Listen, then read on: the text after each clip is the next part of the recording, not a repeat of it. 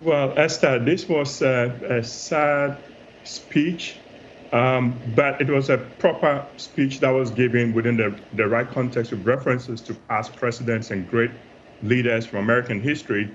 The four things that I took away was the explanation he offered for why he's quitting the race, the fact that he presented this as something that he had to do to save democracy.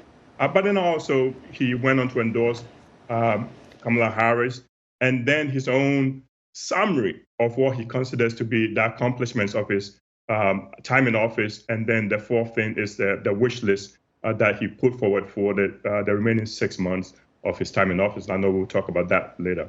You mentioned, talking about his achievements in a way, but what really did he drum home here when he said Americans are going to have to make a choice between moving forward or backward, between hope and hate, unity and division, and he went on and on. Well, that's the inflection point he was referencing. And you remember he talked about Benjamin Franklin's great quote, a republic if you can keep it. That is a call to Americans to step up and help defend the republic. And by that, he meant that we have to choose between Donald Trump's MAGA movement, which is going to destroy the country, and the republic and the democracy that people like Biden have been fighting for. And so basically, this is a challenge to Americans to step up, vote to preserve the republic.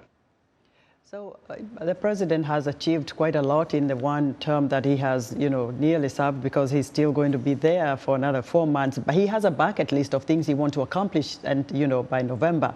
What do you think should be his priority that's going to even shape his legacy as he exits this stage? Well, he has an incredible list of things that he wants to do. Considering the fact that within the past 3 and something years, he's not been able to do many of those things, I pretty much doubt that he will be able to accomplish the big things on that bucket list. He's a lame duck president. He's not going to be able to get Supreme Court reform. He's not going to be able to do abortion. He's not going to be able to do gun violence. But he can do little things. He can do little things like Trump-proofing NATO by advancing some kind of financial support for Ukraine that Trump cannot disrupt, were he to win again. He can probably get his cancer moonshot program done, because I don't think Republicans are going to fight him on that. But he can do little things in the margins. He can use the presidential pardons powers, for example, to help give freedom to people who have been incarcerated for small things. But generally, when you are a lame duck president, people tend to ignore you. So one of the things on that list, for example, is Gaza. He's not going to be able to do much on Gaza because everybody's going to be waiting to see who wins the next election, see if they can get a better deal from that person. Professor, well said. Thank you very much. Professor Kwaku Nuamah of the School of International Service at American University.